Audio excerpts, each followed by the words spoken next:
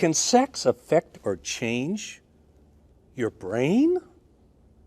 Yeah. Is that ever proven scientifically now? 25 years ago, they wouldn't have known. Today, yes. With the new CAT scans, PETs and fMRIs and all, they can watch your brain operate. And it can actually, the choices you make, and you'll see this as we go, the choices you make literally, physically affect your brain. Now remember this, God says avoid sexual, this was back when nobody knew any of this 2,000 years ago. For it's the one sin you commit against your body, starting with your brain. All right. Is there a love hormone? Yeah, there is. It's called oxytocin. You ever heard of it? You ought to. It's a major part of who you are, especially sexually. Oxytocin is often known as the cuddle hormone. That's kind of a pretty saying. It's a bonding hormone, and it's a chemical that your brain releases during sex and activity leading up to it.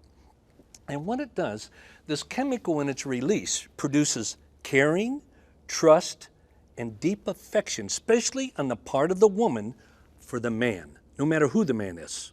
When oxytocin is released, which starts with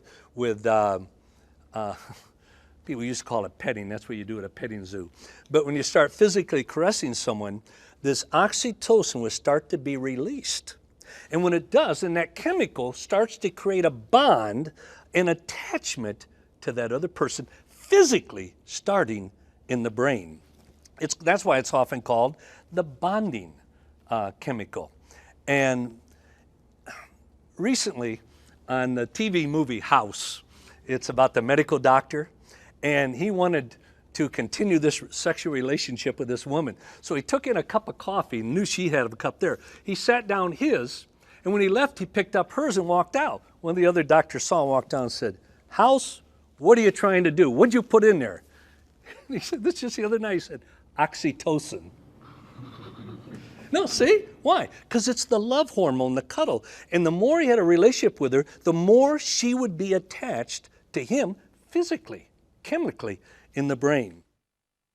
Oxytocin is released in the female brain whenever there's touching and hugging, bonding you to the person you're touching and hugging with, making you trust them more and giving a deeper level of bonding to that person. Vasopressin does the same thing in the male brain, which leads to a progression of the touching and hugging, and intercourse ensues. With intercourse, there is reproduction, which then bonds you to the children that are produced as a result. Is there a problem if I only have sex with my boyfriend? If you only have sex with your boyfriend, you must understand sex doesn't make a relationship, and you don't have to have sex to be in a relationship. You also need to understand that the younger you are when you have sex, the less likely that relationship is to be permanent, and therefore you will change boyfriends more than once.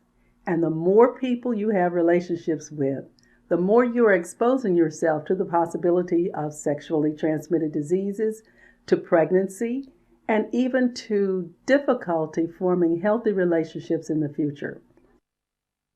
It's what produces a close, loving relationship.